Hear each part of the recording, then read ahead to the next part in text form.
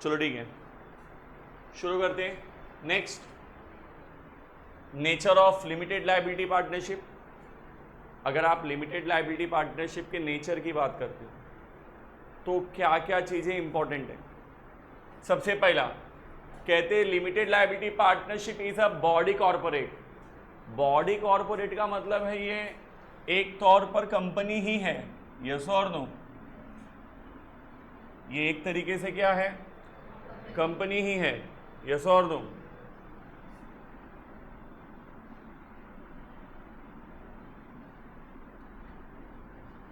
ये body corporate है। Body corporate होने का मतलब ये एक तौर पर कंपनी ही डेजिग्नेट किया जाएगा, आप इसे कंपनी के तौर पर ही मानकर चलो। जब मैं कहता हूं बॉडी कॉर्पोरेट, इसका मतलब यहां पर जो ऑर्गेनाइजेशन है वो अपने ओनर से सेपरेट है। ऑर्गेनाइजेशन अपने ओनर से क्या है, सेपरेट है। बॉडी कॉर्पोरेट का सबसे खास बात यही होती है, कंपनियां अपने ओनर से बंधी हुई नहीं होती। तो पार्टनरशिप जब एलएलपी बनती है तो वो पार्टनरशिप से थोड़ी डिफरेंट हो जाती है, क्योंकि उसका रजिस्ट्रेशन कंपलसरी हो जाता है, वो रजिस्टर होती है as a body corporate, yes और no. Formed and incorporated under this act. Under this act बोला तो LLP act 2008, LLP act 2008। Partnership form register होती है अंडर दी पार्टनरशिप एक्ट 1932, जबकि एलएलपी किस एक्ट के अंडर में रजिस्टर होगा, LLP act 2008। Is a legal entity separate from that of its partners. ये अब पूरी तरीके से क्या हो गया, चेंज। एलएलपी पार्टनरशिप से अलग है, क्योंकि पार्टनरशिप अपने बिना पार्टनर्स के नहीं हो सकती, लेकिन एलएलपी में ऐसा नहीं है। इसका सेपरेट लीगल एंटिटी है, इसका अपना खुद का अस्तित्व है, बिना इसके पार्टनर के भी ये हो सकता है। Are you getting my point? Sir आप ऐसा कैसा बोल रहे हो? मैं इस सेंस में कह रहा हूं कि मान के चलो शुरुआत किया 3 लोगों ने, एक निकल गई, 2 बचे, एक निकल गई, 1 बचे, यस और नो, तो भी चल सकता है। वहां पे ऐसा नहीं था पार्टनरशिप फर्म में, भाई 2 से कम हुए तो पार्टनरशिप बंद करनी पड़ेगी, डिसॉल्व करनी पड़ जाएगी, क्योंकि 2 से कम हुआ मतलब सोल ट्रेडर। क्यों? क्योंकि पार्टनर्स और फर्म एक दूसरे से क्या थे, जुड़े हुए थे। यहाँ पे वो थोड़ा सा सेग्रीगेट कर दिया हमने, दोनों को अलग अलग कर दिया, यस और नो। पहली खासियत क्या होती है एलएलपी की, ये बॉडी कॉर्पोरेटेड है, ये रजिस्टर होगी और फॉर्म की जाएगी किस एक्ट के अंडर में, 2008 एलएलपी एक्ट के अंडर में। इसका लीगल सेपरेट एंटिटी है और इसके पार्टनर से ये क्या है, डिस्टिंक्ट है, अलग है, यस और नो। अब जब मैं कहता हूं अलग है तो इसका मतलब ये a limited liability partnership that is LLP should have perpetual succession। perpetual succession का मतलब लॉन्ग लाइफ। पार्टनरशिप की नहीं होती थी। पार्टनरशिप की लाइफ क्या होती है, जितनी लाइफ पार्टनर्स की है वही लाइफ पार्टनरशिप फर्म की है, हाँ या नहीं? फर्म की लाइफ उसके पार्टनर से अलग नहीं है। No partners no partnership firm, yes और नो। बट हियर जबकि मैंने कह दिया कि वो सेपरेट लीगल एंटिटी है, तो उसका पार्टनर्स के लाइफ से कोई लेना देना, इसीलिए उसका जो लाइफ है वो क्या है, परपेचुअल सक्सेशन है, बहुत लॉन्ग टाइम तक चलेगी, यस और नो। परपेचुअल सक्सेशन हमने यूज़ किया ना वर्ड, पहले भी अकाउंटिंग प्रिंसिपल पढ़ा ना आपने, क्या होता है परपेचुअल सक्सेशन?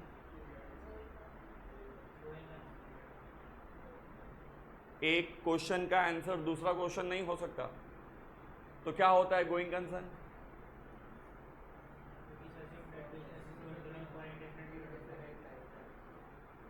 अकाउंटिंग करते टाइम हम ये मानकर चलते हैं, देखो ये अकाउंटिंग प्रिंसिपल है, जिंदगी भर चलेगा ऐसा नहीं होता। जब मैं गोइंग कंसर्न कहता हूँ इसका मतलब मैं अकाउंटिंग करते टाइम ये नहीं सोच सकता कि इसका लास्ट अकाउंटिंग पीरियड है, इसका अकाउंटिंग पीरियड अभी और भी हो सकता है। जब मैं कहता हूं कि ये और भी हो सकता है मतलब प्रोविजन शुड बी कैरिड, हम प्रोविजंस कर सकते हैं आगे के लिए। क्यों? क्योंकि हम मान के चलते हैं कि अभी आगे और जाएगा, are you getting my point? Yes और no? Come to the next, कहते हैं any change in the partners, अगर एलएलपी के पार्टनर्स में कुछ भी चेंजेस हुआ, यस और no, should not affect the existence, rights and liabilities of LLP. Partner के बदलने से एलएलपी के राइट्स, ड्यूटीज, वर्किंग पे कोई अफेक्ट होने वाला नहीं है। Are you getting my point? तो ये कुछ खास नेचर्स बोला तो फीचर्स भी बोल सकते हो, इसकी इम्पोर्टेंस भी बोल सकते हो कि क्यों ये नॉर्मल पार्टनरशिप से अलग है, क्योंकि यहाँ पे कुछ डिस्टिंक्ट फीचर्स हैं जो आपको एलएलपी में मिलते हैं।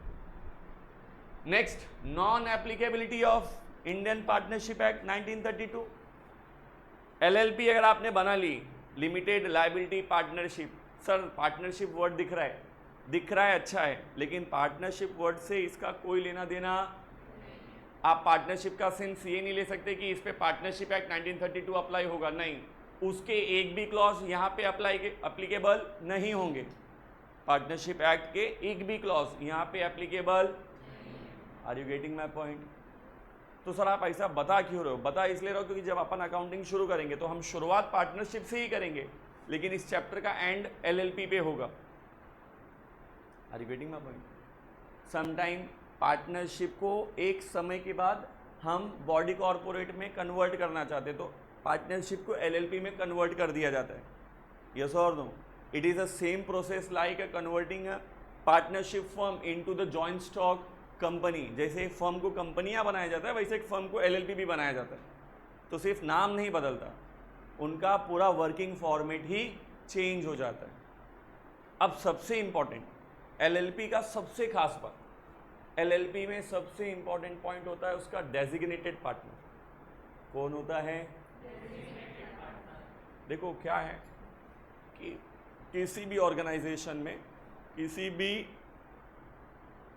कॉन्स्टिट्यूशन में कोई एक होता है जो रिस्पॉन्सिबल होता है, कोई एक ऐसा होता है जो क्या होता है? आप सब लोग घर में रहते हो ना, लेकिन घर का मेन जिम्मेदार व्यक्ति कौन होगा? मॉम या डैड? हाँ या नहीं? या तो मॉम डैड को बोल दे भाई तुम ही सब देखो, या डैड बोल देते मम्मी को कि भाई मैं बाहर का सब देखता हूँ ना, घर का हिसाब किताब सब तुम देखने का, सारा जिम्मेदारी तुम्हारा है। कुछ भी डिले हुआ या कुछ भी लेट हुआ तो उसके जिम्मेदार कौन रहेगा? मम्मी रहेगा। हाँ या नहीं? या फिर डैड रहेगा। अभी देश चल रहा है, ये भी एक कॉन्स्टिट्यूशन से चलता है, गवर्नमेंट भी एक ऑर्गेनाइजेशन के फॉर्म के तौर पे ही काम करती है, उसका भी एक हेड होता है जो उसकी एक्टिविटीज़ के लिए क्या होता है? Ultimate responsible. क्या होता है?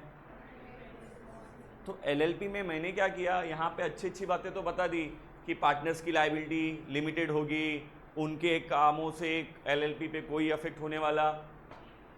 तो कल को अगर एलएलपी पे कुछ ऑब्लिगेशंस आती हैं, यस और नो, कुछ फाइन पेनल्टी बैठता है, तो वो फाइन पेनल्टी किसकी वजह से बैठा? अब एलएलपी में तो सब पार्टनर है, सब ने हाथ खड़ा कर लिया, हम तो लिमिटेड लायबिलिटी पार्टनरशिप में हैं, हमारा कोई अलग से लायबिलिटी है क्या?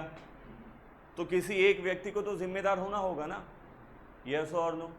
किसी ना किसी को तो जिम्मेदारी लेनी ही पड़ेगी। कोई ऐसा बोल के सब नहीं भाग सकते, मतलब कमाएंगे, प्रॉफिट हुआ हम सब खाएंगे, और अगर हमने कोई गलत कर दिया, हमने कंप्लायंसेस फुलफिल नहीं किए, गवर्नमेंट के रूल रेगुलेशन तोड़े और हमारे ऊपर फाइन लग गया, तो फाइन तो एलएलपी को भरना है, पर ये फाइन एलएलपी किसके ऊपर से भरेगा? भाई कोई तो रिस्पॉन्सिबल है ना, हाँ या नहीं? आप हाथ खड़ा करके नहीं बोल सकते कि भाई हम तो नहीं। तो इसीलिए एक्ट ने कहा कि जब एलएलपी फॉर्म किया जाएगा उस टाइम पे रजिस्ट्रार के पास आपको बताना पड़ेगा कि आपके एलएलपी का डेजिग्नेटेड पार्टनर कौन है। आपके एलएलपी का कम से कम 2 इंडिविजुअल्स, कम से कम कितने होने चाहिए? देखो मैं बहुत अच्छी बातें समझा रहा हूं, कम से कम 2 इंडिविजुअल, बोला तो ह्यूमन बींग्स, जिसमें से एक तो इंडियन ही होना चाहिए। जिसमें से एक कौन होना चाहिए? 2 इंडिविजुअल्स होने चाहिए, और कम से कम एक तो इंडियन होना चाहिए। जब मैं कहता हूं रेसिडेंट ऑफ इंडिया होना चाहिए, that is resident of India होना चाहिए, इट मीन्स कि लास्ट ईयर में वो 120 डेज इंडिया में रहा होना चाहिए। इंडियन होने के लिए आपका पिछली प्रीसीडिंग ईयर में 120 दिन भारत में रहना बहुत ज़रूरी है। ये फर्स्ट कंडीशन है टू बी अ इंडियन। अब ये सर वो डोमिसाइल वाला इंडियन, जिस डोमिसाइल से तुम महाराष्ट्रियन, यूपी वाला, एमपी वाला भैया ऐसा बन जाता है, नहीं, मैं उस डोमिसाइल की बात ही नहीं कर रहा हूँ। Here I am, if I am saying the resident of India in the view of taxation, in the view of India में सबसे इंपॉर्टेंट नेशनैलिटी क्यों डिसाइड की जाती है? टैक्स के लिए, टैक्स पर्पस के लिए, कि अपन किन से टैक्स वसूलते और किन से टैक्स नहीं वसूल सकते, यस और नो। तो वहाँ पे कंसेप्ट होता है resident of India, resident of, वहाँ से ये कंसेप्ट शुरू होता है कि who is the resident of India and who is the non resident of India, NRI, yes और नो।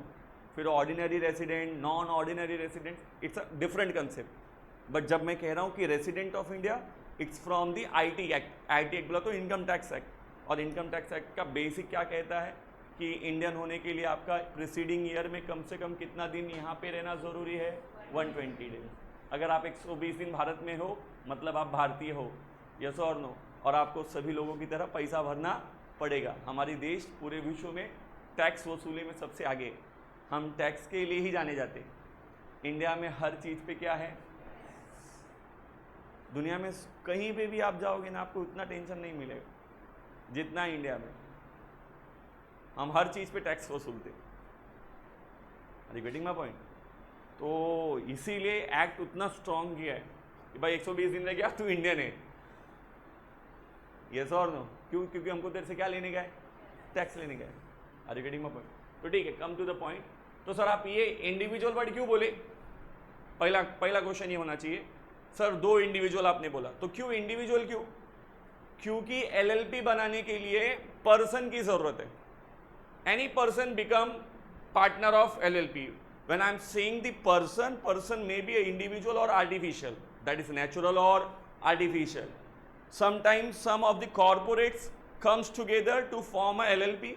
कभी कभी 2-3 कॉर्पोरेट मिलके एलएलपी बना देती है, 2-3 पार्टनरशिप फर्म मिलके एलएलपी बना देती है, या कुछ फर्म, कुछ इंडिविजुअल्स मिलके एलएलपी बनाते, या कुछ ऑर्गेनाइजेशन और इंडिविजुअल्स मिलके एलएलपी बनाते हैं।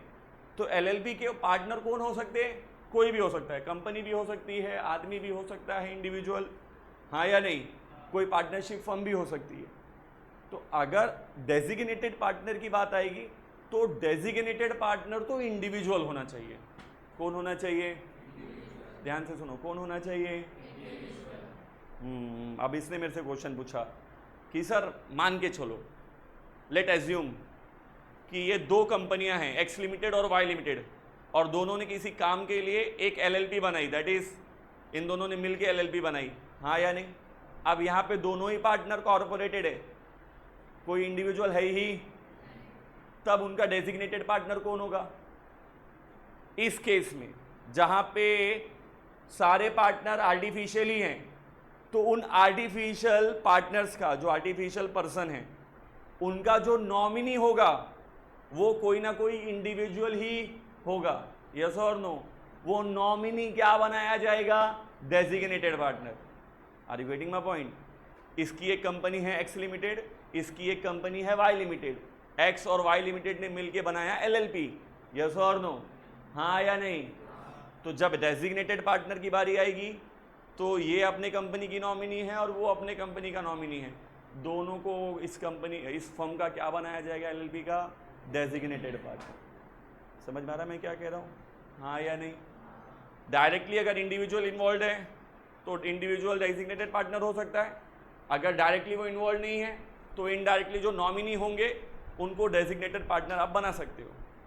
अगला क्वेश्चन ये कि डेजिग्नेटेड पार्टनर बनने के लिए क्या क्या चीज़ें ज़रूरी हैं और क्या क्या चीज़ें ज़रूरी नहीं, यस और नो? चलो देखते। मैं जो कह रहा हूँ समझ में आ रहा है क्या? मैं दिखाता भी, टेंशन मत लो। ऊपर अभी ये तो बोलने का ज़रूरत ही नहीं ना, minimum number of partner in case of LLP शुरू करने के लिए 2 होने चाहिए, बाद में कम भी हो गए तो चलता है। 2 थे, मैं मर गया, अभी 1 बची, यस और नो?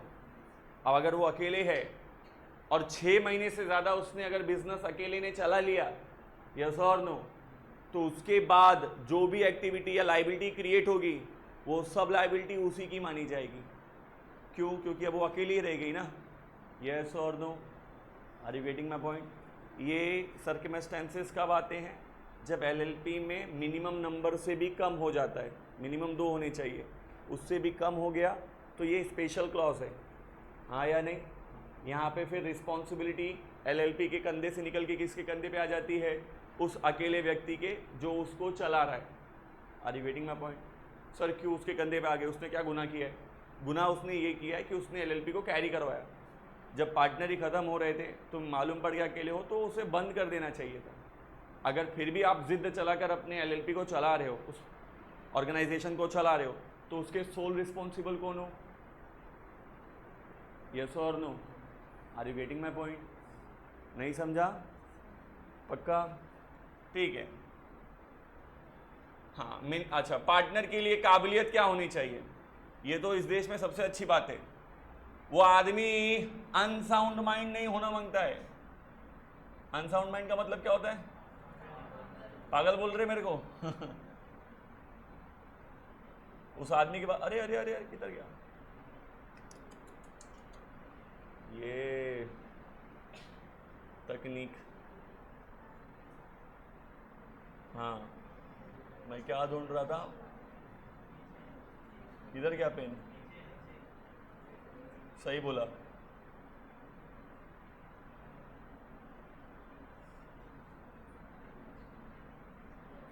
ठीक है, ये देखो,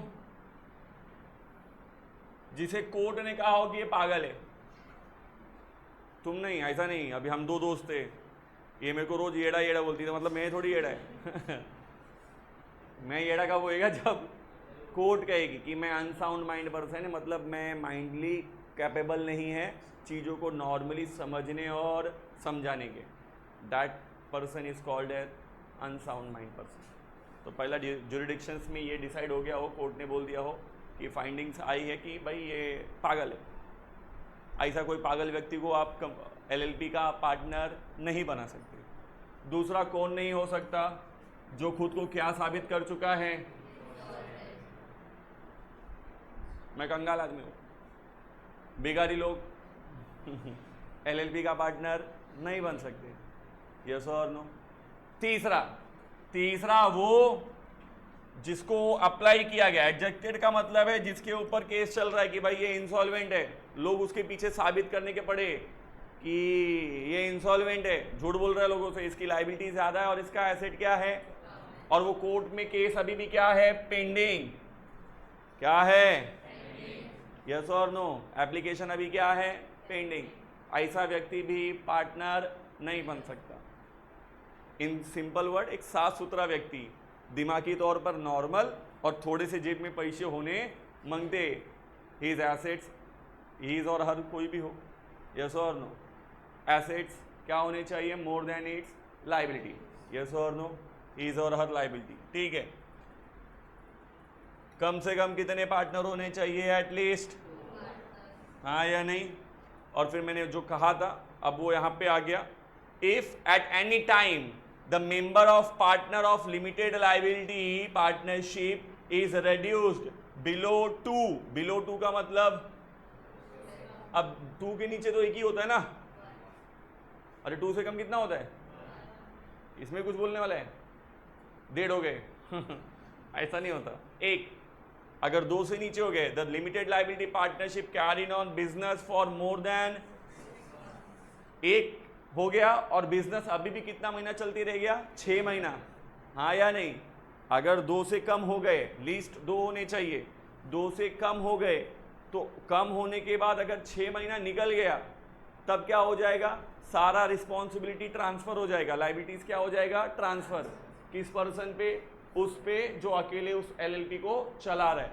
देखो यहाँ पे है ना, उन्होंने लिखा है, while the number is so reduced, the person who is the only partner of the LLP during this time, that is to carry on the business after those 6 months, and has the knowledge ऊपर बढ़ाना पड़ेगा इसको, ले जाओ क्या ऊपर?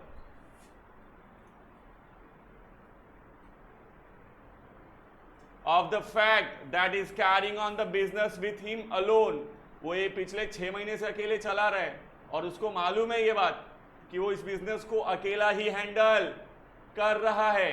Yes और no? Partner 2 से कम हो गए, अकेला है, 6 महीने से चल रहा है और ये बात उसको एक्नॉलेज है, उसको नॉलेज में है कि मैं ही अकेला इसका पार्टनर हूं और 6 महीने से ज्यादा हो गया मैं अकेला इसको चला रहा हूं। In that situation shall be liable personally for the obligation, obligation बोला तो liabilities of the LLP incurred during that period. तब आने वाले समय में जो भी लाइबिलिटी क्रिएट होगी वो सब अकेला उसके सर पे जाएगा, क्योंकि वो ये जानते हुए कि वो अकेला पार्टनर है, वो अकेला रह गया है और फिर भी वो 6 महीने से ज़्यादा बिजनेस को चला रहा है, तो अब जो भी लाइबिलिटियाँ क्रिएट होंगी वो सब किसके नाम पे क्रिएट होंगी? उसके पर्सनल नाम पे क्रिएट होंगी। Are you getting my point? हाँ या नहीं? नहीं समझे? सबको समझा? क्लियर है? फैक्ट में कोई प्रॉब्लम है किसी को? देखो मैं थियरीज इसलिए थोड़ा अच्छे से बता रहा हूँ कि ताकि जब अकेले में पढ़ो तो तुम्हें याद रहे, साथ में मॉड्यूल लेके आने का। और जो चीज़ें मैं बता रहा हूँ तुमको देखते टाइम पे यहाँ पे अगर कुछ भी डिस्क्रिपेंसीज लग रही है कि भाई यहाँ पे थोड़ा सा डिफिकल्ट लग रहा था, मैंने कुछ नॉर्मल बोला है, तो तुम उसे साइड करके नॉर्मल रिकॉर्ड कर सकते हो for your self study. Yes और नो? क्योंकि जब ये मॉडल तुम खुद से पढ़ते हो तब तुम्हारे साथ कोई रहेगा नहीं। Are you getting my point? नहीं समझा? सबको समझा? आगे बढ़ जाओ, बहुत अच्छी बात। आ गए हम उस बात पे जिसकी हम जिक्र कर रहे थे, आज का सबसे इंपॉर्टेंट पॉइंट, डेजिग्नेटेड पार्टनर। कौन? Designated partner. देखो डेजिग्नेट करना मतलब रिस्पॉन्सिबिलिटी देना। यस और नो? डेजिग्नेशन बताता है कि भाई वो एक रिस्पॉन्सिबिलिटी ऑफ पोस्ट है, तो अपन किसी को डेजिग्नेशन देते मतलब वो उसके लिए क्या है? रिस्पॉन्सिबल होगा। यस और नो? तो डेजिग्नेटेड पार्टनर एलएलपी का सबसे रिस्पॉन्सिबल पर्सन होगा। तो कौन होना चाहिए डेजिग्नेटेड पार्टनर? तो एक्ट कहता है, देखो as per this section 7 of LLP act, every LLP, हर एलएलपी का शुड हैव लीस्ट 2, कम से कम कितने? Designated partners. कम से कम कितने? 2 डेजिग्नेटेड पार्टनर होने चाहिए, 2, जिसमें से हु आर, जिनका मानव होना बहुत जरूरी है, ह्यूमन बीइंग होना बहुत जरूरी है, और साथ में at least one of them should be a resident of a, कम से कम 2 व्यक्ति होने चाहिए ह्यूमन बीइंग जो इस एलएलपी के डेजिग्नेटेड पार्टनर होंगे, और उनमें से कम 1, कम से कम, देखो मैं कम से कम कह रहा हूँ, इसका मतलब सर ऐसा नहीं हो सका दोनों के दोनों इंडियन हो सकते, 2 के 2 भी हो सकते, और डेजिग्नेटेड 2 से ज़्यादा भी हो सकते। कम से कम 2 होने चाहिए और कम से कम 1 तो इंडियन होना ही, ज़्यादा से ज़्यादा तुम्हारे ऊपर है। ज़्यादा से ज़्यादा सर आप ऐसा कैसा बोल रहे हो? ज़्यादा से ज़्यादा हमारे ऊपर कैसे? फॉर एग्जाम्पल एक एलएलपी क्रिएट किया, ये 6 लोगों ने, ये 6 लोगों ने मिलकर क्या क्रिएट किया? हाँ या नहीं? रजिस्ट्रार के पास जा रहे थे तो इसने बीच में पूछ लिया डेजिग्नेटेड पार्टनर कौन बनेगा? भाई अगर फाइन बिन बैठा तो वही भरेगा, कौन बनेगा? Designated partner. तो इन्होंने फोर्स किया कि ये और ये फिलहाल अभी के लिए क्या बन जाए? Designated partner. क्या बन जाए? तो इन्होंने बोला हम ही क्यों कुर्बानी दे, तुम चारों क्यों नहीं दे सकते? झगड़ा होने लगा। तो इन्होंने एक सोल्यूशन निकाला कि 1 बाय 1 हम सब एक एक करके डेजिग्नेटेड पार्टनर बनेंगे after certain period of time. कुछ टाइम तुम्हारे पास रिस्पॉन्सिबिलिटी रहने दो, उसके बाद कुछ टाइम हमारे पास रहेगा, फिर उनके पास से उनके पास आएगा, उनके पास से फिर इनके पास आएगा। हम रूटीन में भी हो सकते हैं, इट इज़ ऑल्सो पॉसिबल। हमारा कानून बस ये कहता है कि कम से कम एट अ टाइम 2 तो होने ही, हाँ या नहीं, 2 से ज़्यादा भी हो सकते हैं। और जितने डेजिग्नेटेड पार्टनर होंगे उनका कंसेंट चाहिए हमें। ऐसा नहीं कि ये 6 लोग थे, इन्होंने चारों ने डिसाइड किया कि हम इन्हीं को डेजिग्नेटेड पार्टनर बनाएंगे, चीटिंग करके शाम को गुंडे बुलाए, इनको बांध के रख दिया, यस और नो, और गए रजिस्ट्रार के पास लिखवा दिया कि यही डेजिग्नेटेड पार्टनर है। ऐसा नहीं होगा। डेजिग्नेटेड पार्टनर का कंसेंट चाहिए कि हाँ वो जानता है कि मैं डेजिग्नेटेड पार्टनर बनने वाला हूँ, और उसने उस पर साइन करना मांगता है, एक्नॉलेज करना मांगता है कि हाँ भाई मैं ही डेजिग्नेटेड पार्टनर हूँ और मैं रिस्पॉन्सिबिलिटी ले रहा हूँ। यस और no, are you getting my point? तो कहते हैं provided that in case of LLP in which all the partners are body corporate. अब वो जो मैंने कहा था, मान के चलो LLP बनाने वाली दोनों ही पार्टियां कौन है? बॉडी कॉर्पोरेट, मतलब कंपनी। बॉडी कॉर्पोरेट बोला तो अब इस केस में ह्यूमन कहां से लाओगे? तो वो बोलते हैं इन विच 1 और more partners are individual and body corporates. या ऐसा भी हो सकता है कि 1 या 2 पार्टनर इंडिविजुअल हो और बाकी क्या हो? Body corporate. तो least 2 individuals who are partners such as LLP, और अगर पर्सन नहीं रहा, बॉडी कॉर्पोरेट ही रहे, तो उनके nominee of such body corporate, yes और no, will be act as a LLP। को बनाने का बहुत सारा तरीका है। कॉम्बिनेशन क्या क्या है? या तो इंडिविजुअल्स मिलके LLP बनाए, या कुछ इंडिविजुअल्स और कुछ बॉडी कॉर्पोरेट मिलके LLP बनाए, हाँ या नहीं, या सिर्फ बॉडी कॉर्पोरेट ही क्या बना दे मिलके LLP। इंडिविजुअल्स बनाए तो एटलीस्ट 2 इंडिविजुअल्स क्या होंगे? डेजिग्नेटेड पार्टनर, हाँ या नहीं। इंडिविजुअल्स और बॉडी कॉर्पोरेट ने मिलके बनाए हैं तो इंडिविजुअल और बॉडी कॉर्पोरेट का कोई नॉमिनी 2 ऐसा करके हो सकते हैं। और अगर सिर्फ बॉडी कॉर्पोरेट्स है तो उनके नॉमिनी ही क्या बनेंगे? Designated partner. नहीं समझा? नहीं समझा? सबको समझा? क्लियर है? इसमें कोई प्रॉब्लम है किसी को? चलो, वो एग्जाम्पल देने का ज़रूरत नहीं है, उनसे अच्छा एग्जाम्पल मैंने दिया है, लाइव एग्जाम्पल। डॉक्यूमेंटेशन रहने दो। अच्छा,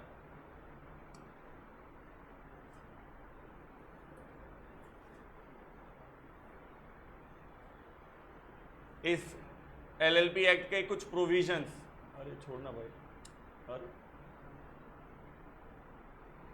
चलो, LLP में डेजिग्नेटेड पार्टनर होने के लिए कुछ कायदे कानून जो आपको मालूम होने चाहिए।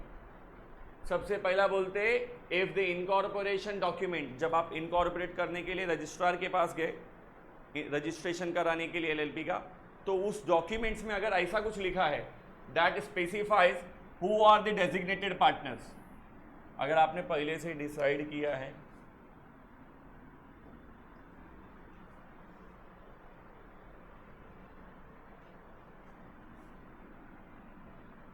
अगर आपने पहले से ही अपने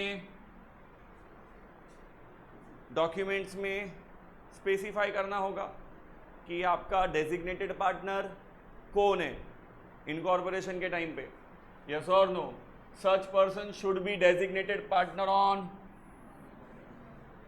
डॉक्यूमेंट लेके जाते टाइम पे 6 लोगों में से इन्हीं दोनों का डॉक्यूमेंट डेजिग्नेटेड पार्टनर का दिया है, तो यही 2 क्या बनेंगे? डेजिग्नेटेड पार्टनर, यस और नो। जिसका आप डॉक्यूमेंट प्रोड्यूस करोगे वही डेजिग्नेटेड पार्टनर बनेगा। Number 2, state that each of the partner from time to time, मैंने कहा ना वो डिसाइड किया उन्होंने कि हम रह के क्या बनेंगे? Designated partner. अगर ऐसा कुछ तुम्हारे बीच में डिसाइड हुआ LLP में, तो is to be designated partner, every such partner will be designated. तो फिर हर पार्टनर क्या बन पाएगा? अगर आपका पहले से डिसाइड हुआ है, आप डॉक्यूमेंटेशन के टाइम पे गए 6 के 6 लोग, आपने रजिस्ट्रार को बोला अभी ये दोनों रहने वाले, बाद में हम 2 होने वाले, बाद में ये दोनों होने वाले, यस और नो, तो जब आपने time to time designated partner होने का बात पहले बता दिया है, तो आप सबको डेजिग्नेटेड पार्टनर माना जाएगा टाइम टू टाइम। ये आपको डिस्क्लोजर पहले देना पड़ेगा कि कौन डेजिग्नेटेड पार्टनर है। नेक्स्ट, एनी पार्टनर में become designated partner by and in accordance with the LLP agreement. आप डेजिग्नेटेड पार्टनर किसके हिसाब से बनाए जाओगे? एग्रीमेंट। एग्रीमेंट आपका कॉन्स्टिट्यूशन, उसी के हिसाब से आपका सारा बिजनेस चलने वाला। तो डेजिग्नेटेड पार्टनर उसी के केस में बनेगा। A partner in ceases to be designated partner in accordance with the LLP agreement. किसी को भी डेजिग्नेटेड पार्टनर बनाया जाएगा तो ये बात पहले से एग्रीमेंट में मेंशन होना। ऐसा नहीं कि घर से निकल रहे थे तो हमारा मूड ही कर रहा था कि ये दोनों बनेंगे, वहाँ पहुँचते पहुँचते हमारा मूड बदल गया, अभी वो दोनों बनेंगे। गुड्डा गुड्डी का खेल नहीं चालू है, आपका कंफर्मेशन होना चाहिए। मैंने कहा ना कि आप पहले से डिसाइड करके रखो, तो आपकी जो पॉलिसीज है वो हर बार बदलने वाली। एक बार जो हो गई वो हो गई। या तो डेजिग्नेटेड पार्टनर आपने बोल दिया लाइफ टाइम ये दोनों होने वाले, तो ये दोनों होने वाले। अगर आप बोल रहे हो नहीं भाई टाइम टाइम पे हम बदलने वाले, तो ये पहले लिख के दे दो कि ऐसा करने वाले हो। क्यों? रीज़न क्या है? कल को कोई एक्ट हुआ, कोई कंप्लायंसेस में प्रॉब्लम हुआ, सरकार के साथ आपने कुछ फ्रॉड किया, पेनल्टीज बैठी, तो जवाबदारी कौन लेगा? अगर अब ये पहले से डिसाइडेड नहीं, वो बोलेगा वो नहीं मैं नहीं हूँ, वो थी, उसके बाद मैं नहीं थी वो थी, नहीं मेरे को किधर मालूम वो थी, तो लोग भागते रहेंगे क्या? इसीलिए एक्ट पहले बता देता है भाई आप जो लिखा रहेगा एग्रीमेंट में, जैसा हुआ रहेगा, तुम बोलो या ना बोलो, हम उसी को क्या मानेंगे? डेजिग्नेटेड पार्टनर, और पेनल्टी वही भरेगा। Are you getting my point? Yes और नो? किसी अच्छे काम के लिए डेजिग्नेटेड पार्टनर नहीं होता, इस बात को ध्यान से समझ लेना। डेजिग्नेटेड पार्टनर को बनाया जाता है सिर्फ बुरे वक्त के लिए। देखो ये LLP है, सबका प्रॉफिट डिस्ट्रीब्यूट होगा रेशो में, ये तो सच है भाई, जो कमाएंगे रेशो में बढ़ जाएगा सब में। यस और नो? तो प्रॉफिट के टाइम कोई दिक्कत नहीं है, दिक्कत कब होती है? नुकसान के टाइम, पेनल्टीज के टाइम, फाइन के टाइम, जहां पे एक्चुअल लायबिलिटी क्रिएट होती है, उस समय के लिए ये सब मारपीट चालू है कि डेजिग्नेटेड पार्टनर होना उस टाइम पे उसकी ज़रूरत बहुत है। यस और नो? ऐसा नहीं कि ये डेजिग्नेटेड पार्टनर हो गई तो ये पूरे LLP को टेक ओवर कर लेगी, इसके आगे किसी की नहीं चलेगी, ऐसा नहीं है, चलेगी सबकी। डंडा पड़ना रहेगा तो फिर इसको आगे कर देंगे, यह हमारी डेजिग्नेटेड पार्टनर है इसे मारो। यस और no? Are you getting my point? Designated partner कभी भी गुड टाइम्स के लिए नहीं होता, it is for a bad time. Next, an individual will not become designated partner in any LLP unless he has given his prior consent. आप तब तक designated partner नहीं बन पाओगे जब तक आपने पहले से अपना कंसेंट नहीं दिया है। अब कंसेंट का मतलब ये नहीं ओरली, रिटन कंसेंट, कि मैं जानता हूँ मेरे को बकरा बनाया जा रहा है और मैं बकरा बनने को मजाक में बोलता हूँ नॉर्मली आपको मालूम है कि आप ऑर्गेनाइजेशन के डेजिग्नेटेड पार्टनर हो, आपकी रिस्पॉन्सिबिलिटीज बाकी लोगों से ज़्यादा है। यस और नो?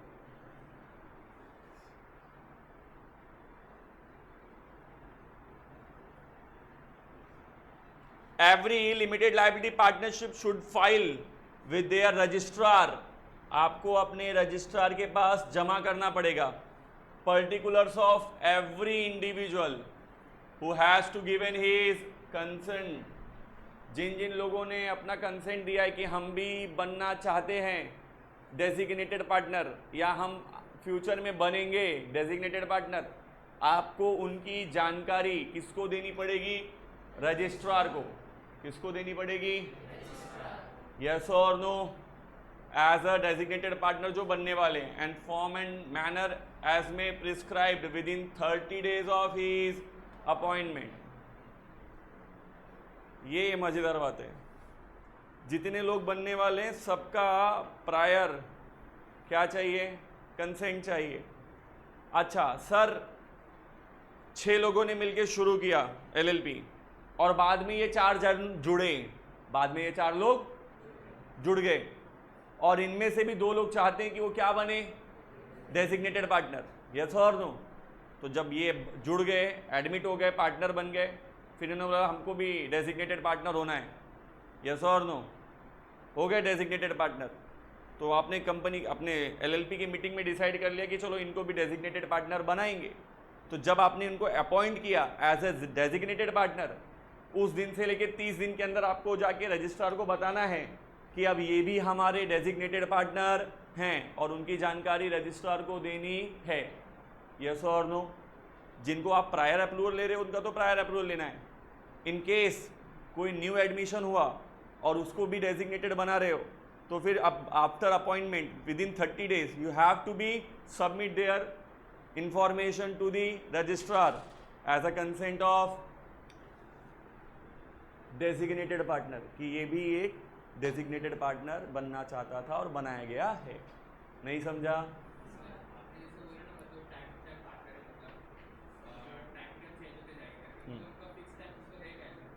बेटा ये तो तुम्हारे एग्रीमेंट में लिखा होगा ना, ये नहीं नहीं, एक्ट क्या कहता है कि डेजिग्नेटेड पार्टनर उसी मैनर में और प्रिस्क्राइब्ड फॉर्म में बनेगा जिस मैनर में आपने अपने एग्रीमेंट में लिखा है। अब आपका मैनर क्या हो सकता है, परमानेंट हो सकता है, रूटीन बेस हो सकता है, फॉर अ फिक्स्ड पीरियड और पर्टिकुलर पीरियड हो सकता है।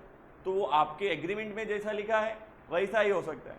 फॉर एग्जाम्पल आपने एग्रीमेंट में लिखा कि फॉर्मेशन के टाइम पे जो 6 लोग थे यही 6 लोग डेजिग्नेटेड हो सकते हैं, फ्यूचर में कोई नया आया तो उसको डेजिग्नेटेड पार्टनर नहीं बना सकते, तो नया एडमिट होने के बाद भी कोई वो डेजिग्नेटेड पार्टनर बन सकता नहीं है, क्योंकि आपके एग्रीमेंट में पहले से ये बात लिखी गई है। नहीं समझा? बात समझ में आ रहा है? तो इसीलिए उन्होंने हर जगह पे वो लिख के रखते कि आपका डेजिग्नेटेड पार्टनर होने के लिए आपका एग्रीमेंट में वो बात होना, यहाँ लिखा है ना, he may be cease as a designated partner in accordance with the. नहीं समझा? किसी को भी बनने के लिए प्राइमरी कंडीशन तो यही है। उस कंडीशन के बाद अगर बन रहा है तो इंफॉर्मेशन रजिस्ट्रार को देना पड़ेगा, यस और नो। रजिस्ट्रार एक ऐसा व्यक्ति है जिसके पास आपकी सारी जानकारियां होनी चाहिए।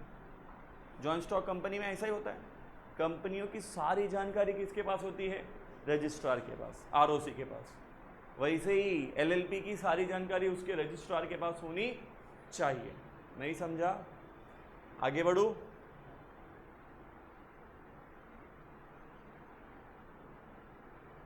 देखो लास्ट पॉइंट में भी उन्होंने वही लिखा है, an individual eligible to be a designated partner should satisfy such conditions and requirement as may be। आपने एग्रीमेंट में या आपने लिखते टाइम पे, बोलते टाइम पे बना के रख के रखा है, लिख के एग्रीमेंट में कि हमारा डेजिग्नेटेड पार्टनर वही हो सकता है जो नॉर्मल हो, इंडियन हो, जिसके पास कम से कम 30 लाख रुपया हो, 50 लाख। अब आपने कुछ कंडीशन रखी है तो डेजिग्नेटेड पार्टनर बनने के लिए वो कंडीशन फुलफिल होना ही। Are you getting my point? क्यों सर, ऐसा क्यों? आज कंपनी का, आज आपके एलएलपी का एक अच्छा रेपुटेशन है, आपके साथ अच्छे लोग जुड़े। आगे चल के समय ऐसा आया कि अंदर के पॉलिटिक्स की वजह से अंदर के लोग ही एलएलपी को कमज़ोर करना चाहते हैं। वो बोलेंगे अपन सड़क से भी लोगों को उठा के ना डेजिग्नेटेड पार्टनर बना देंगे, फिर भजिया पाला हो जाएगा इस एलएलपी का, यस और नो। तो बनाने वालों ने पहले सोच के रखा कि नहीं ऐसा नहीं होना चाहिए। देखो अभी एग्जाम्पल बहुत मस्त दिमाग में है, कुछ ऐसे व्हीकल्स हैं, रेप्यूटेड व्हीकल कंपनियां बनाती है, जिनको खरीदने के लिए आपकी बोलते हैं ना पुश्तैनी ज़मीन होनी चाहिए, आप रॉयल फैमिली से ही बिलोंग होने चाहिए तो ही आपको मिलेगा, नॉर्मल पर्सन नहीं ले सकता। आपके पास कितना भी पैसा हो उससे कोई मतलब नहीं है, अगर आप उनकी पर्टिकुलर लाइनअप में रॉयल फैमिली को बिलोंग नहीं करते तो आपको वो गाड़ी मिलेगी ही नहीं। बात समझ में आ रही है? यस और नो? क्यों? उन्होंने डिसाइड कर रखा कि हम अपना रेपुटेशन इससे कम होने देंगे ही। Are you getting my point? तो अगर कोई प्रिस्क्राइब मैनर में आपने पहले से डिसाइड किया कि भाई कौन बन सकता है, ऐसा टर्म कंडीशन आपने पहले रखा है, तो कम से कम वो टर्म्स एंड कंडीशन तो फुलफिल करना ही पड़ेगा before becoming a designated partner. Yes और नो? बात समझ में आई मेरी? हाँ या नहीं? सबसे इंपॉर्टेंट आज नया क्या हम लोग सीख रहे थे? Designated partner. अब लास्ट इंपॉर्टेंट चीज़ थियरी में जो सीखनी है, दैट इज व्हाट पार्टनरशिप और इसके बीच में डिस्टिंग्विश है ना।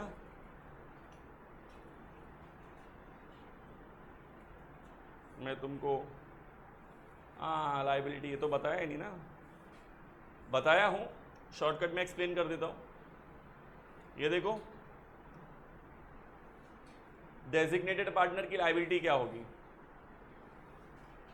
Responsible for doing all act matters and things as are required to be done by LLP in respect of compliance। compliance का मतलब होता है जो भी रेगुलरिटी के रिलेटेड वर्किंग हैं, रूल्स से जुड़े हुए, मतलब देश के कानून से, उस एक्ट के कानून से जुड़े हुए कामकाज हैं, उन सब की रिस्पॉन्सिबिलिटी किसकी है? डेजिग्नेटेड पार्टनर की। कॉल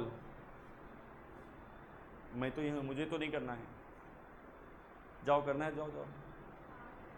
हाँ तो बेटा बाहर ना, इधर उठाएगी, हाय हेलो, ठीक है, कम टू द नेक्स्ट। हाँ मतलब मैं परमिशन ही दे रहा था, मैं ऐसे ही देता हूँ परमिशन। क्या हो गया? Come to the point. तो डेजिग्नेटेड पार्टनर किस चीज़ के लिए लाइबल है? तो कहते हैं कि वो रिस्पॉन्सिबल होगा हर उस काम के लिए जो उसने किया है। यस और नो? या कोई मैटर है, कोई कहते ना कोई काम वर्किंग का, जो things are required to be done by LLP, जो काम किसको करना था? LLP को, उसके बिहाफ में। यस और नो? अगर उसने किया है या उसको करना चाहिए था या वो काम उससे रिलेटेड है। यस और no? In respect of compliance, जो कि कानून के हिसाब से होना ही चाहिए। यस और no?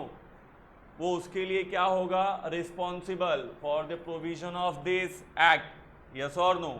Including filing of any document, return statement. अब दिमाग में वही एग्जांपल आ रहा था कि सर ऐसे कौन से काम हैं जो कानून के हिसाब से ही होना चाहिए? तो फाइलिंग ऑफ डॉक्यूमेंट, डॉक्यूमेंट का सबमिशन प्रॉपर वे में होना चाहिए, with in a time limit होना चाहिए। Statements, income statement, final accounts, audit report, ये सब भी रूल्स एंड रेगुलेशन जो ICA के हैं, ICI के हैं, उनके हिसाब से ही होना चाहिए। यस और नो? तो अब ये तो रेगुलरिटी मैटर आ गया ना, ये कॉम्प्लायंसेस कंप्लीट करना ही है, इनका तो फुलफिलमेंट करना है। इन सब की रिस्पॉन्सिबिलिटी किसकी है? डेजिग्नेटेड पार्टनर की है। Are you getting my point? अच्छा, liable to all penalties imposed on LLP for any contravention of the. और अगर आप ऐसा करने में फेल हुए, ये उसी की लाइबिलिटी है। और अगर वो फुलफिल नहीं हुई, कोई पेनल्टी बैठी, तो उसको भरने का जिम्मेदार भी कौन होगा? Designated partner. जैसे मैं बताता हूं एग्जाम्पल के तौर पे, कंपनीज एक्ट पढ़ा है क्या किसी ने? लॉ पढ़ा क्या? कंपनी एक्ट नहीं था उसमें? चालू है?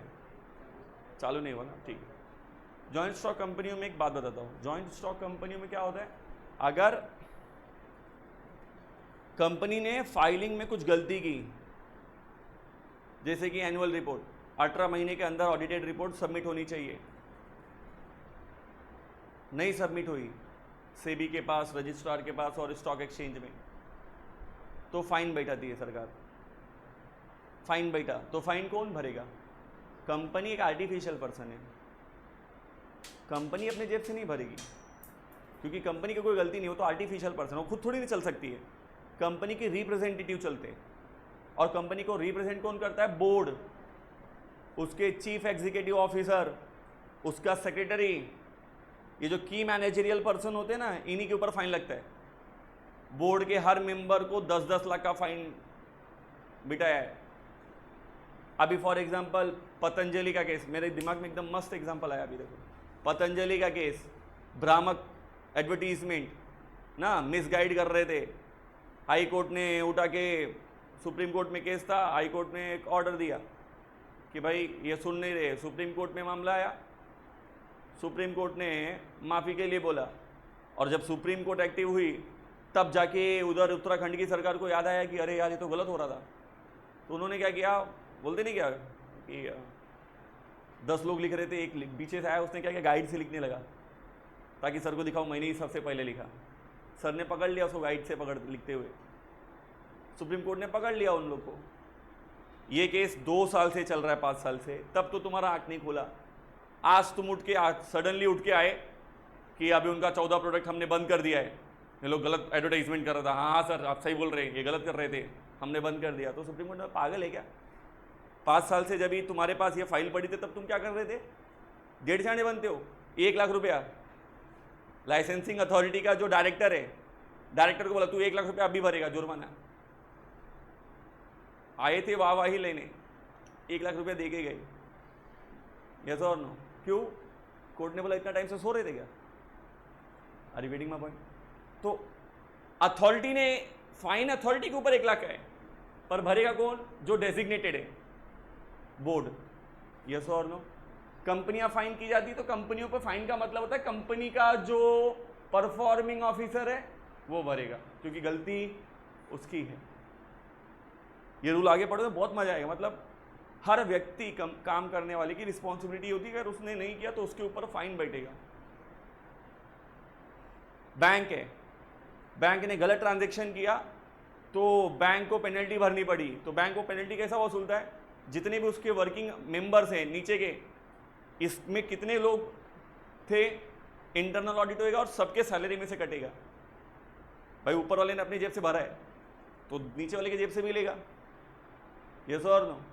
आपको कभी कभी बैंक से ऐसा सुनने को आया रहेगा कि बैंक से कॉल आता है, सर गलती से चला गया, प्लीज़ सर मेरा पैसा वापस कर दो, दूसरे अकाउंट में डालना था, मैंने गलती से आपके अकाउंट में डाल दिया, बैंक में पहला होता था, प्लीज़ सर रिफंड कर दो, और लोग नहीं देते थे। वो बेचारा रोता था। क्यों रोता था? क्योंकि उसको अपने जेब से देना, गलती बैंक से हुई है बट किसी व्यक्ति ने तो की है ना, bank is a body corporate. Are you getting my point? यहाँ पे सेम थिंग है कि ये इसके कामकाज हैं। किसके कामकाज हैं? डेजिग्नेटेड पार्टनर को। उसको ये सब काम करना है कि कंप्लायंस से जुड़े हुए, जैसे कि फाइलिंग करना डॉक्यूमेंट्स का, रिटर्न देना। रिटर्न का मतलब है टैक्स रिटर्न। रिटर्न का मतलब क्या है? एनुअल टैक्स रिटर्न फाइल करना, जीएसटी रिटर्न फाइल करना, इनकम टैक्स फाइल करना, ये सब उसका ही काम है। उसी के साइन के बाद होगा। Statements, final account, audit report, yes और नो, क्वार्टर रिजल्ट, ये सब शो करना, cash flow statement, fund flow statement, ये सब, एंड अदर लाइक जो भी रिपोर्ट्स हैं, ये सब उसका काम है। कंप्लायंसेस से जुड़े हुए, गवर्नेंस से जुड़े हुए। अगर वो नहीं कर पाता तो कोई भी पेनल्टी या फाइन इम्पोज होता है तो ये उसको ही भरना पड़ेगा, क्योंकि ये उसका ही काम था। यस और नो? हाँ या नहीं? This is what liability of designated partner. Liability of, नहीं समझा? पक्का? आज थियरी खत्म ही कर दूंगा, टेंशन मत लो, कल से अपन प्रैक्टिकल में ही जाएंगे। बस घूम घूम के वही बताएगा। ये अपन अलग से पढ़ेंगे। फाइनेंशियल डिस्क्लोजर्स मैं तुम्हें अलग से पढ़ाऊंगा, क्योंकि ये एलएलपी में ही है सिर्फ। It's only relates to the LLP. तो जब भी मैं सिर्फ एलएलपी पढ़ाऊंगा तब ये काम पे आएगा, क्योंकि जब अपन फाइनल अकाउंट बनाएंगे ना, उसके बाद ये समझाऊंगा तो समझेगा, अभी समझाऊंगा तो समझेगा ही नहीं, क्योंकि जो वर्ड्स यहाँ पे यूज़ करूँगा वो तो तुमने भी पढ़े ही नहीं है। यस और नो? इसको अपन उसके साथ ही लेंगे। फिलहाल इंपॉर्टेंट ये है, डिस्टिंग्विश एलएलपी में और पार्टनरशिप फर्म में। सबसे पहला रेगुलेटिंग एक्ट, एलएलपी किस एक्ट में चलता है? LLP act 2008। जबकि पार्टनरशिप किस में चलता है? 1932, Indian partnership act 1932। Next, body corporate. क्या ये एलएलपी क्या कॉर्पोरेट है? हाँ, ये एक कंपनी है। पार्टनरशिप कोई कंपनी है क्या? नहीं, ये कोई कंपनी नहीं है। सेपरेट लीगल एंटिटी, यस, ये सेपरेट है अपने पार्टनर से। एलएलपी अपने पार्टनर से क्या है? उसका लीगल स्टेटस अलग से है, यस और नो? किसी का लीगल स्टेटस होता है, इसका मतलब उसका खुद का साइनिंग अथॉरिटी है, उसका स्टैंप है, यस और नो? वो अपने पार्टनर्स के साइन के दम पे नहीं है, उसका खुद का भी साइन और प्रेजेंस है लीगली, हाँ या नहीं? इनका है क्या? पार्टनरशिप में पार्टनर से अलग नहीं हो, पार्टनर्स है तो पार्टनरशिप है, पार्टनर्स नहीं तो पार्टनरशिप भी, यस और नो? इनका ग्रुप ऑफ पर्सन है, कोई सेपरेट लीगल एंटिटी नहीं है। ये क्रिएट, अब ये legal process that is registration करना पड़ता है। अगर आपको एलएलपी बनाना है तो आपको एक लीगल प्रोसेस से जाना पड़ेगा, और वो लीगल प्रोसेस क्या है? रजिस्ट्रेशन कराने का है एक्ट 2008 के अंडर में, यस और नो? पार्टनरशिप के लिए कोई लीगल प्रोसेस, क्योंकि उसका रजिस्ट्रेशन ही वॉलंटरी है, हाँ या नहीं? यस और नो? मेरे को और इसको मन कर रहा था एक नया बिजनेस खोलने का, हमने नया बिजनेस खोल दिया, इसके लिए हमको प्रायरली किसी से कंसर्न करने का ज़रूरत, यस और नो? तो it is a creation by agreement between partners, हम दोनों की सहमति पे डिपेंड करता है, ओरल हो या रिटर्न, इसके लिए कोई ज़रूरी नहीं है, यस और नो? रजिस्ट्रेशन वॉलंटरी ना इंडिया में, यस और नो? चाहिए तो कराओ, नहीं चाहिए तो सिर्फ महाराष्ट्र को छोड़ के, क्योंकि महाराष्ट्र में रजिस्ट्रेशन कंपलसरी। नेक्स्ट, रजिस्ट्रेशन लो आगे। एलएलपी का रजिस्ट्रेशन मैंडेटरी है, बिना रजिस्ट्रेशन के एलएलपी बनेगा ही नहीं।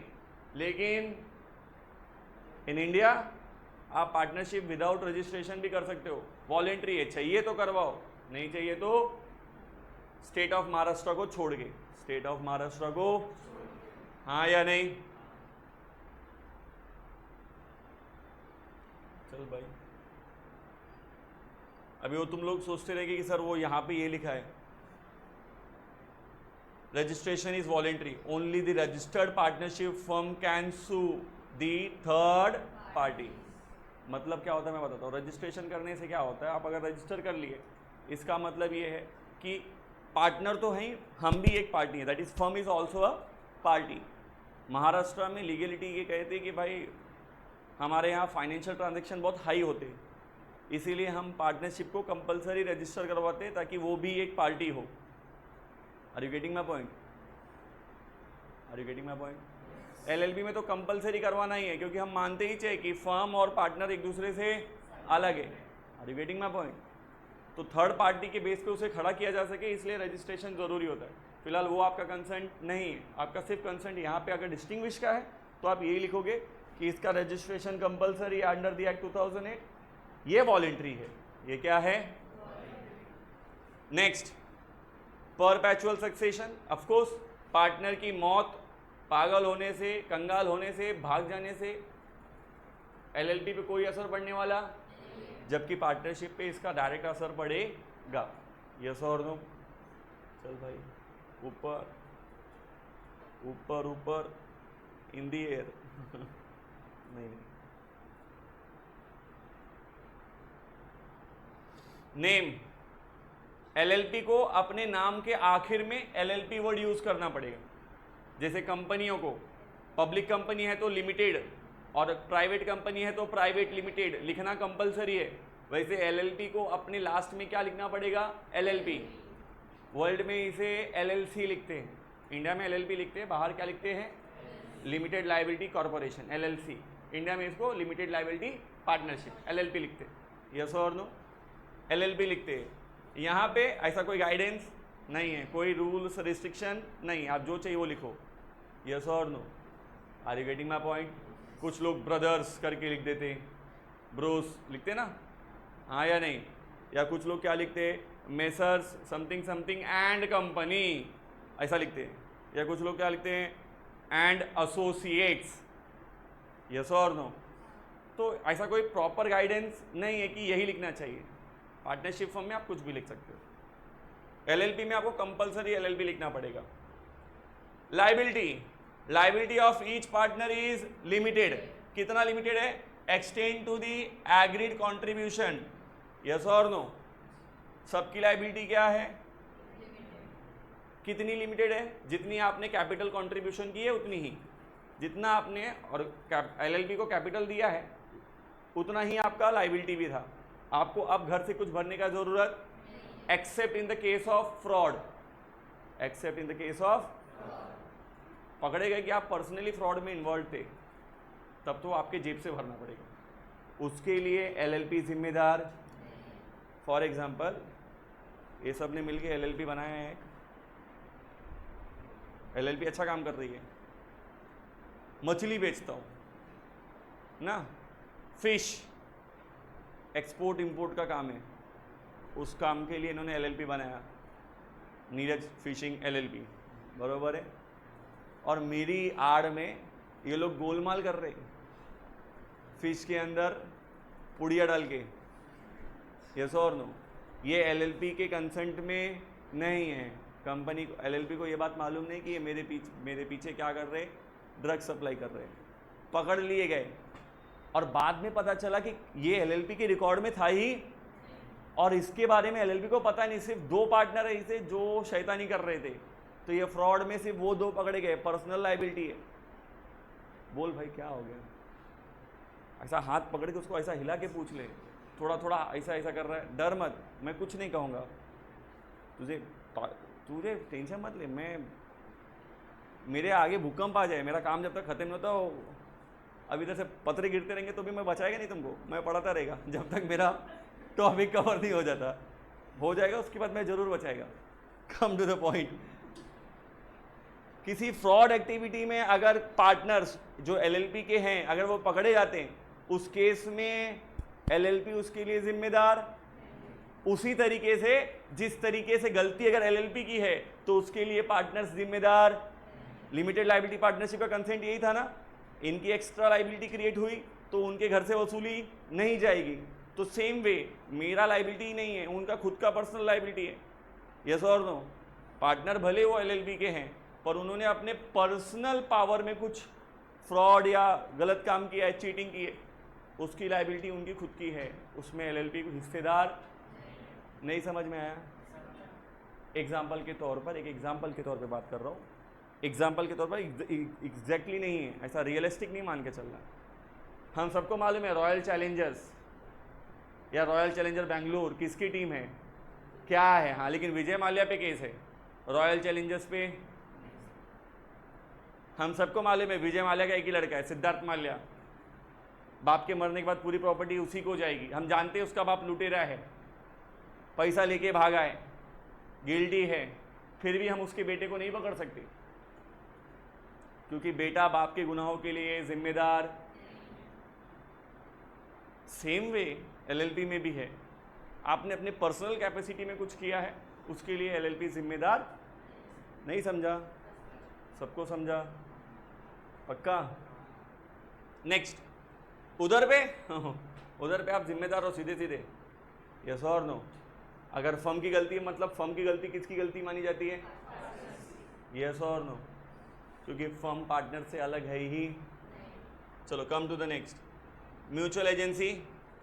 Each partner can be bind with LLP by his own act but not the other partners. LLP में सारे पार्टनर्स एक दूसरे से जुड़े हुए हैं सिर्फ अपने काम की वजह से, यस और नो।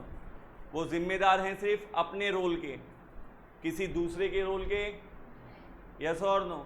लेकिन पार्टनरशिप में ऐसा होता नहीं, पार्टनरशिप में तो लायबिलिटी ज्वाइंट एंड क्या होती है, ये इंसॉल्वेंट हो गया तो इसकी इंसॉल्वेंसी कौन फुलफिल करेगा, अदर सॉल्वेंट पार्टनर, हाँ या नहीं, यस और नो।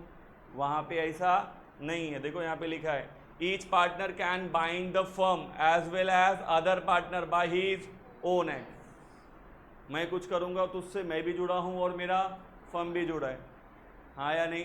सिंपल शब्दों में कहें तो हम तो डूबेंगे सनम, तुम्हें भी ले डूबेंगे, इस कंसेप्ट पे चलता है पार्टनरशिप, क्योंकि आप सब एक ही हो, मैं आपको अलग अलग नहीं मान सकता, यस और नो, हाँ या नहीं। नेक्स्ट, डेजिग्नेटेड पार्टनर, इतना देर से चिल्ला रहा था, एलएलपी में डेजिग्नेटेड पार्टनर होता है जबकि पार्टनरशिप में इसकी ज़रूरत, उधर कोई प्रोविजन ही नहीं है ऐसा, हाँ या नहीं। नेक्स्ट, नंबर ऑफ पार्टनर, यहाँ पे मिनिमम 2, मैक्सिमम कोई लिमिट, यहाँ पे मिनिमम 2, मैक्सिमम कितना, as per Indian Companies Act 2013 amended in 2014. Legal compliances, अरे बाबा चलो, legal compliances, only designated partner is responsible ना। जो रूल्स रेगुलेशन है, गवर्नेंस है, वर्किंग गवर्नेंस, जो फाइलिंग है, जो डॉक्यूमेंटेशन है, जो रिटर्न्स फाइल करने हैं, यस और नो, जो जानकारियाँ proper time to time government को देनी है, उन सब के लिए जिम्मेदार कौन होता है एलएलपी में? Designated partner. सिर्फ वही उसके लिए क्या होता है? जिम्मेदार होता है, यस और no.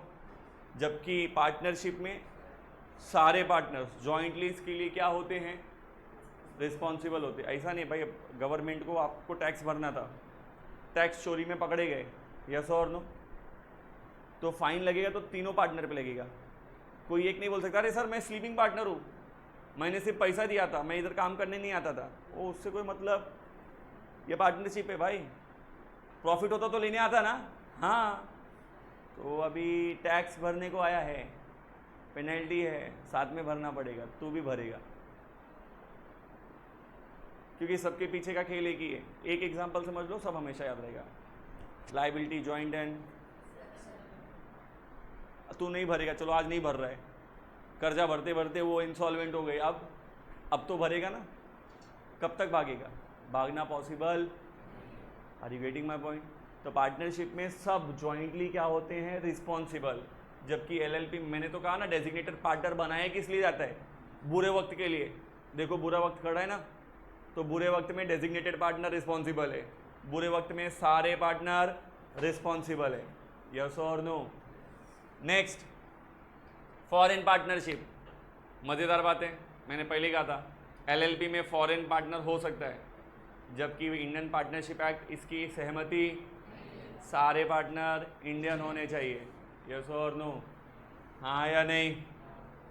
Minor as a partner, LLP में कोई माइनर पार्टनर नहीं होता, यस और नो। बॉडी कॉर्पोरेट है ना, हाँ या नहीं। और बॉडी कॉर्पोरेट बनाने के लिए क्या होना चाहिए? Compulsory return agreement. क्या होना चाहिए? कॉन्ट्रैक्ट एक्ट पढ़ा है क्या तुमने?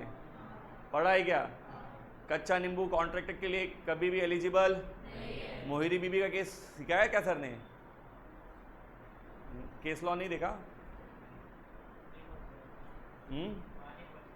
अच्छा, वहाँ नहीं पहुँचे, ठीक है। मोहिरी बीबी और दामोदर दास का एक बहुत अच्छा केस है।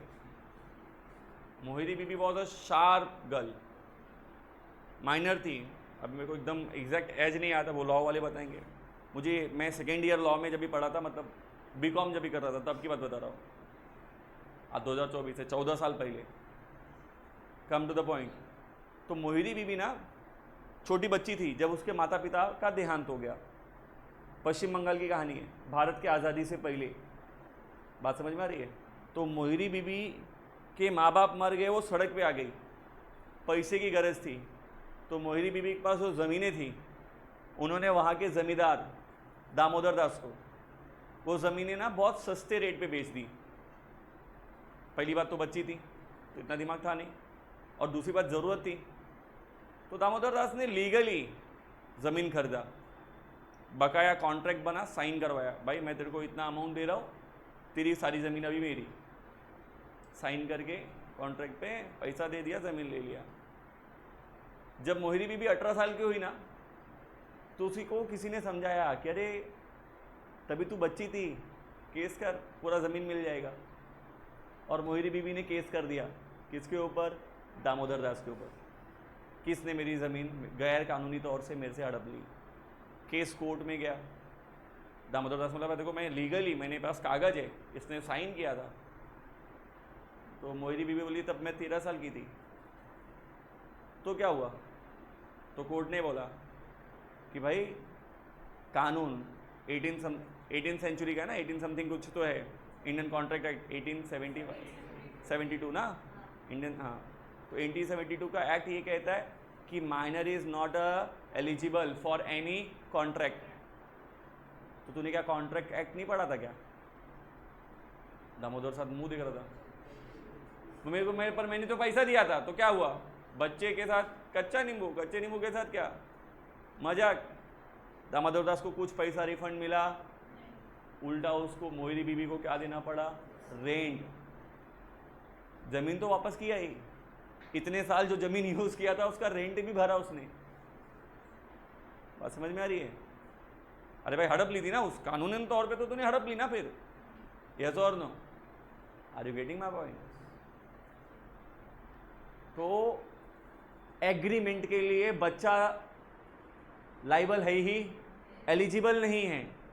इसका मतलब साफ है कि जो organization agreement, return agreement, registration corporate के तौर पर बनेगा उसमें बच्चा कभी मेंबर हो ही नहीं सकता। यस और नो? कम से कम 18 के ऊपर चाहिए, कम से कम 18 के ऊपर। यस और नो? पार्टनरशिप में ऐसा नहीं है। For the benefit of the firm minor can be a, बताया था ना, एग्जाम्पल बताया था ना, मेरी मृत्यु और मेरी बेटी का एज अ पार्टनर रजिस्टर होना। यस और नो? ये यहाँ पे पॉसिबल है। यस और नो? लेकिन यहाँ पर किसी को प्रॉब्लम है? समझा? डिटेल में दोनों की थियरी समझ में आ गई?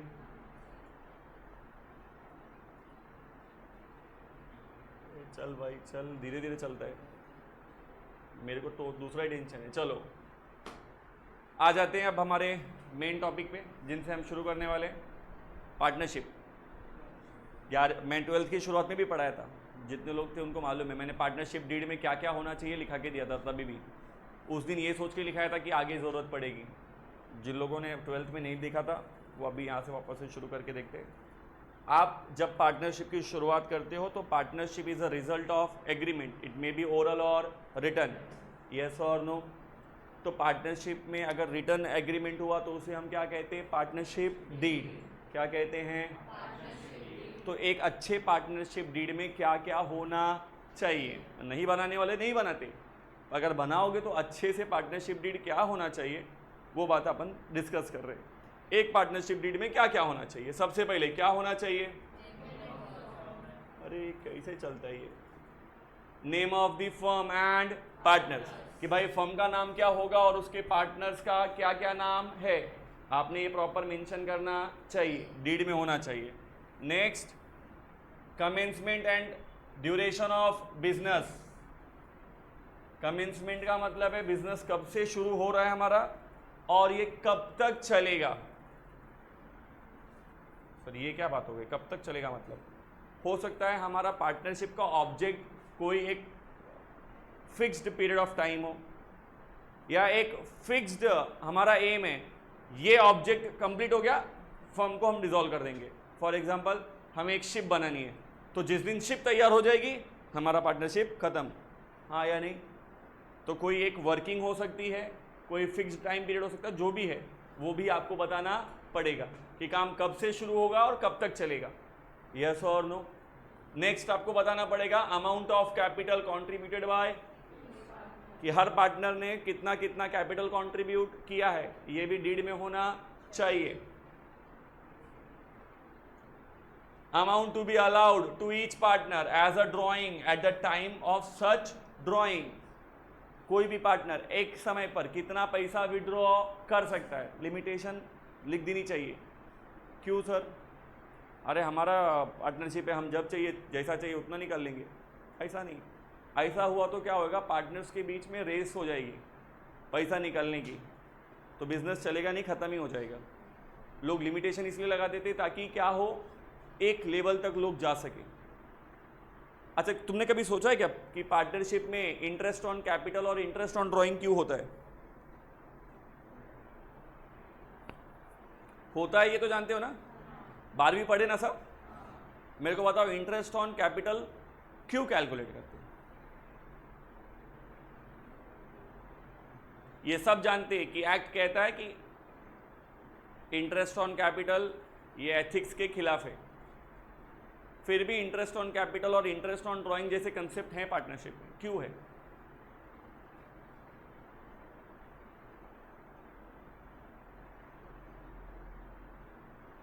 क्वेश्चन नहीं समझा?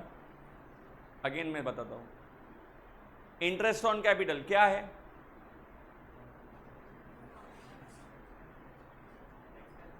किसका एक्सपेंस है और किसका इनकम है? हाँ, मतलब इंटरेस्ट ऑन कैपिटल क्या है? वो अमाउंट जो फर्म पार्टनर को देता है, वो अमाउंट जो किसको देता है? काय को देता है? इन अगेंस्ट ऑफ कैपिटल, कि भाई तूने कैपिटल दिया था तो मैं तुझे इंटरेस्ट दे रहा हूं, बरोबर है? क्यों? अरे भाई पार्टनर्स ने तो फर्म को ही कैपिटल दिया था ना, अपने ही बिजनेस को दिया था, तो फिर इंटरेस्ट क्यों ले रहे थे? इसका इंटेंशन ये होता है, ध्यान से सुनो, अभी ये कोई बताता नहीं। अगर मैं किताब से पढ़ के आऊं और तुम्हें बता दूं तो मैं सिर्फ उतना ही बताऊंगा जो किताब में लिखा है, पर जब कई साल तक मैं वही चीज बताते रहूं तो मुझे समझ में आ जाता है कि ऐसा क्यों हो रहा है। फॉर एग्जाम्पल, आप कम मार्क्स लाओ, पापा एक झापड़ खींच के देते, अगले साल फिर कम लाओ, पापा पटक पटक के मारते, अगले साल फिर कम लाओ, दीवार में आपट आपट के मारते। तब बच्चे को बुरा लगता है, काय को मार रहे, जानवर है क्या? लेकिन जब वो आगे चल के कुछ अच्छा बन जाता है तो उसको समझ में आता है ये बनने के लिए ऐसा किया था। That same sense is here, कि पार्टनर्स का कैपिटल ज्यादा से ज्यादा बिजनेस में रहे, इस लालच में कि भाई उस पर अपने को क्या मिलेगा? इंटरेस्ट। इंटरेस्ट ऑन कैपिटल इसलिए इंपोज किया जाता है कि पार्टनर्स अपना पैसा लेके भागे नहीं, फर्म के पास रुके, फर्म के पास रहे। यस और नो? कम से कम इस लालच में कि प्रॉफिट नहीं मिला तो क्या हुआ? इंटरेस्ट तो, बात समझ में आ रही है?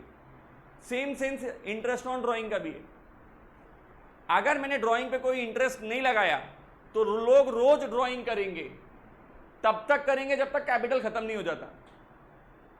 तो मैंने इंपोज कर दिया इंटरेस्ट, अब मालूम है कि अगर मैं पैसा लेके गई तो इंटरेस्ट अलग से भरना, तो लोग ड्राइंग करेंगे। नहीं समझा क्या? इस सेंस के साथ आपको फ्रीडम दी गई है कि आप इंटरेस्ट ऑन ड्राइंग और इंटरेस्ट ऑन कैपिटल चार्ज कर सकते हो। एथिकली ये सही, बट जरूरी है ना? हाँ या नहीं? मतलब बच्चों को मारना गलत है, ये बाहर सरकार कानून यही बोलते, बट माँ बाप जानते ना कि एक लिमिट तक तो थोड़ा स्ट्रांग रहना पड़ता है।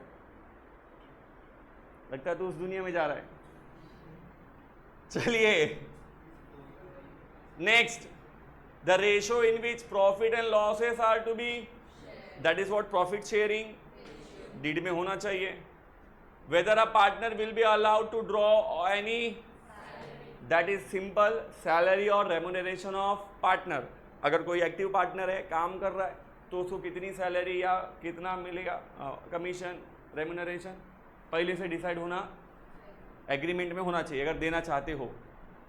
क्यों सर? नहीं लिखा तो अगर गाड़ी छूट गई तो अपन आगे देखेंगे, यस और नो? अभी तो मैं बता रहा हूँ कि होना चाहिए, अगर नहीं हुआ तो क्या, वो अपन वो भी बात करेंगे। तो फिलहाल एग्रीमेंट में ये सब चीज़ें होनी चाहिए। कहाँ तक आ गए? यहाँ सैलरी तक। फिर any variation in the mutual rights and duties of, कि भाई ऐसा हो सकता है क्या कि पार्टनर्स के अधिकार, दैट इज राइट्स और ड्यूटीज, उनकी रिस्पॉन्सिबिलिटी चेंज हो सकती है क्या? हो सकती है तो वो भी लिख दो कि भाई हाँ, फ्यूचर में हमारी रिस्पॉन्सिबिलिटी और ड्यूटीज़ क्या हो सकती है। जैसे कि हमने दुकान शुरू किया तीनों ने मिलके, तो मैं सेल्स मार्केट में जाऊंगा, वो मैनेजमेंट संभालेगी और वो अकाउंट संभालेगी। ड्यूटी पहले डिसाइड हुई थी। मैं बोला यार बाहर कितना 46 डिग्रीज का तापमान है, हाथ पैर जल जाते मेरे, जरा तू भी जाके देख बाहर, यस और नो? अगर ऐसा है कि मैं अपना रोल चेंज करना चाहता हूँ तो एग्रीमेंट में पहले से लिखा होना चाहिए कि टाइम आने पे हम अपना पोस्ट क्या कर सकते हैं, वर्किंग चेंज कर सकते हैं, नहीं तो फिर वो चेंज नहीं करेगी। क्या सर मजाक कर रहे हो क्या? ऐसा किधर होता है? होता है, हर जगह ऐसा होता है। लोग बोर हो जाते हैं एक ही चीज़ को परफॉर्म करते करते, फिर वो थोड़ा सा क्या चाहते हैं, यस और नो? पर इसके लिए आपने पहले से लिखा रहना चाहिए, प्रोविज़न किया रहना मांगता है। तो आपको एग्रीमेंट में ऐसा लिखना चाहिए, अगर आप ऐसा कुछ करना चाहते हो तो, कि ड्यूटीज़ और राइट्स में कुछ चेंजेस करना चाहते हो तो आप लिख के रखो कि हम फ्यूचर में हमारे ऊपर है, हम चेंज कर सकते हैं, यस और no? Next, method of valuation of goodwill, ये लास्ट टाइम अपन ने पढ़ा था ना, गुडविल वैल्यू करने के कितने मेथड थे? 3, लास्ट टाइम तुमको 3 सिखाए थे। सिंपल एवरेज मेथड, यस और नो। तुमको नेट एसेट तो नहीं था। दूसरा तुमको था सुपर प्रॉफिट मेथड, एक एवरेज प्रॉफिट मेथड था, सुपर प्रॉफिट मेथड था, बराबर है। अभी और भी बहुत सारे मेथड है, जैसे एन्युटी मेथड है, यस और नो। नेट एसेट मेथड है, यस और no. Are you getting my point? Capitalization of asset method है। ऐसे गुडविल के बहुत सारे मेथड हैं। तो गुडविल काउंट करने का कौन सा मेथड आप यूज करोगे वो आपका पहले से तय होना, यस और no. Are you getting my point? मैंने इसको शॉर्टकट में लिखा था, that is what admission, that is what admission, retirement, death और डेसोल्यूशन की बातें पहले से एग्रीमेंट में लिखी होनी। तो एडमिशन में आप क्या क्या कैलकुलेट करते हो वो सब पहले से आपका डिसाइड रहना, ये अच्छी चीज़ है। नहीं किया तो अलग बात, पर इतना होना। तो ये एडमिशन से रिलेटेड हो गया। गुडविल एडमिशन के टाइम पे भी आता है, रिटायरमेंट के टाइम भी आता है, डेथ के टाइम पे भी आता है, यस और नो। चलो next, procedure by which a partner में रिटायर और method of payment for his dues, that is what retirement of partner. उसके बारे में भी पूरी जानकारी होनी कि कब किसको रिटायर कर सकते हैं और रिटायरमेंट में उसका पेमेंट कैसा किया जाएगा, लोन के थ्रू, यस और नो। कैश पेमेंट, कैसा पेमेंट करना है वो सब भी आपने पहले से मालूम होना, लिख के रखना चाहिए, यस और no. Now basics of the determination of the executor in case of deceased partner ना, कोई मर गया तो उसका लीगल हायर कौन होगा, नॉमिनी कैसे डिसाइड होगा, उसके बारे में भी पूरा डिटेल चाहिए, यस और no, with the payment of method of payment, बराबर है। कोई मर गया तो फिर उसका हिसाब किताब कैसा पे करेंगे, उसके एग्जीक्यूटर हम किसे मानेंगे, कौन उसका नॉमिनी होगा, ये सब भी लिखा होना। Next, treatment of losses arising out the insolvency of अगर कोई पार्टनर इंसॉल्वेंट हो गया तो उसका लॉस कौन बेयर करेगा, ऑफकोर्स सॉल्वेंट पार्टनर करेंगे। तो वो बात भी आपको प्रॉपरली लिख के रखनी चाहिए कि भाई हमारे तीनों में अगर कोई इंसॉल्वेंट हुआ तो उसकी लायबिलिटी हम उठाएंगे, यस और नो। अकाउंटिंग में अपन करते हैं ऐसा ही, यस और नो, पर लिखा भी होना चाहिए।